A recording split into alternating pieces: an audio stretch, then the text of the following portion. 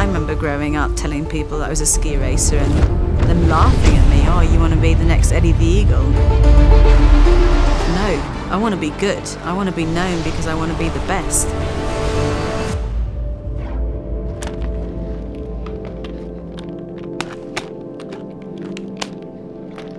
I really got into racing at about age 5. I was really keen on the kind of freedom of the sport, and having older brothers and talent around me very much helped me fast track my performance. I didn't really know that I wasn't supposed to beat the boys when I was growing up. I had this incredible confidence in myself, gave me my identity in a big family. For the next few years, I had a very clinical upward journey with my performance. I got 2 podiums in the Youth Olympics. I knew how to be my best. I knew how to ski free. I didn't let the pressure weigh me down. I wanted to be the best ski racer that Britain had ever produced. Around 16, 17, I moved into the adult level of ski racing, and there were massive expectations on how I'd perform. This is a sport where millimetres are the difference between success and falling over. But I started stopping to take those risks. I started skiing within myself. I found this incredibly dangerous platform of performance that was 80%. I was underperforming the whole time, and I was choosing to underperform. I kept 20% in my back pocket. And it took this run in 2008. I was in Solden. It's one of the gnarliest World Cups of the year. It's super steep. The women and the men race the same track. And I remember it was just silence around me.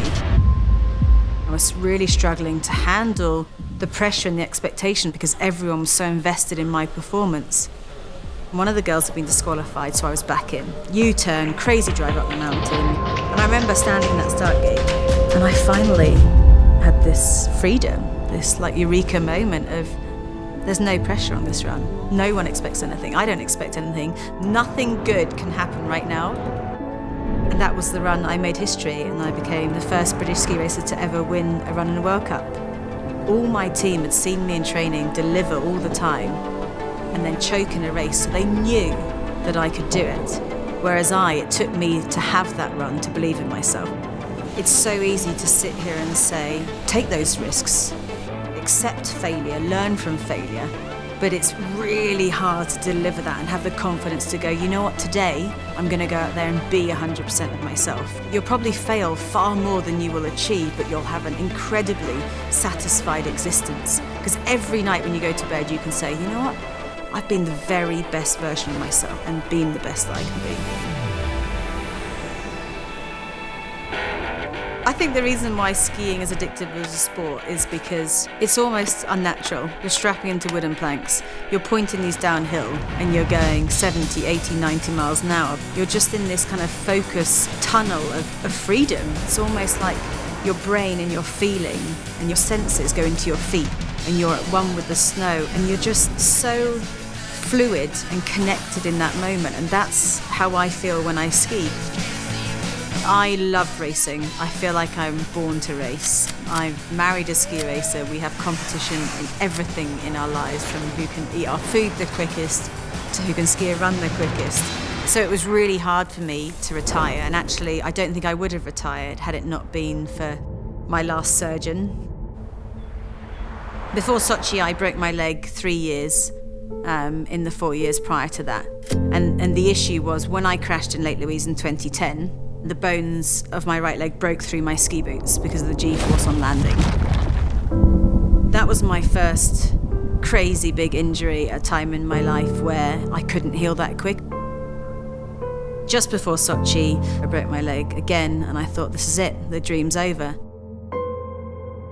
And sitting down with this guy in Zurich, and he said, okay, it's going to be super quick, in and out. If it's not super quick, you'll never be able to ski again. And I woke up 8 hours later.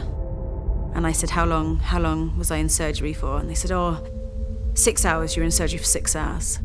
So straight away I go, that's it.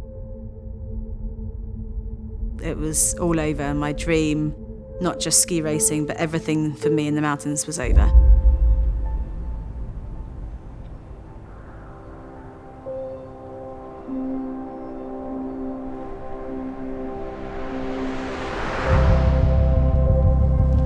The next morning, I remember this so vividly. I was in, the lowest I've ever been, and he was smiling, and I didn't understand why he was looking that way. And it took a moment to realise that he'd done the surgery that I needed to ski again, but he hadn't been able to tell anyone.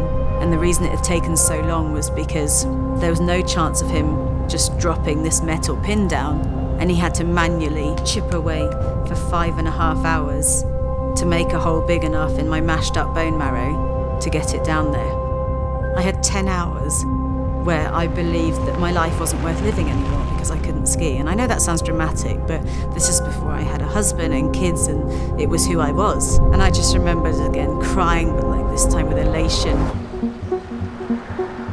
That was amazing. I had this incredible surgery and I went to Sochi. I remember finishing my last run at the Olympics and BBC being there ready with the mic for me to announce my retirement. And they're like, right, Chemmy, this is your moment. Right, what are you going to do with the rest of your life? And I said, oh, I'm not retiring. I'm going to keep going. And then the World Cup after that in Crans Montana, I crashed and my leg felt strange. So I went to see the surgeon again in Zurich. And he said, listen, I saw what it meant to you to get to the Olympics. And so I did everything that I could to let you ski one more time. But if you ever break your lower right limb going at speeds, you will have to have your leg amputated. You have got no bones there. The scariest part of my life wasn't throwing myself down a downhill. It was that moment I decided to no longer be a ski racer. My identity was so closely knitted and intertwined that I couldn't separate Chemmy the person from that. I think that inhibited my freedom and probably was the reason why I had that fear of failure and I couldn't get out that 80% vicious circle of performance. I've made my life now on the other side of ski racing and being a coach and presenting on TV and being a mum to boys who love skiing. I mean, this is something that I could have selfishly really parked and gone, no, I want this to be about me, whereas I've had my time. I did 4 Olympics and it was an amazing journey and it taught me so much about who I am and who I can be. Life is only going to keep going from here. I work in a job where it allows me to be part of the mountain and go out there and respect this incredible nature that I get to call my playground. There is nothing more serene, there's nothing more that makes you feel at peace and at one with these incredible surroundings when I'm the only person on the mountain and the sun's coming up and the snow's pink and hearing absolutely nothing at all.